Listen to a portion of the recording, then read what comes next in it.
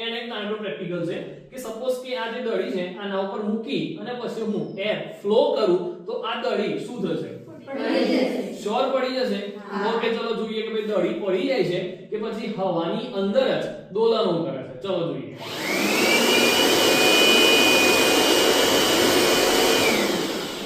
Okay તમે જોયું, સરસ મજાનું જોયું કે ભાઈ આ દડી જે છે એ નીચે પડતી નથી પણ હવાની અંદર જ રહે છે.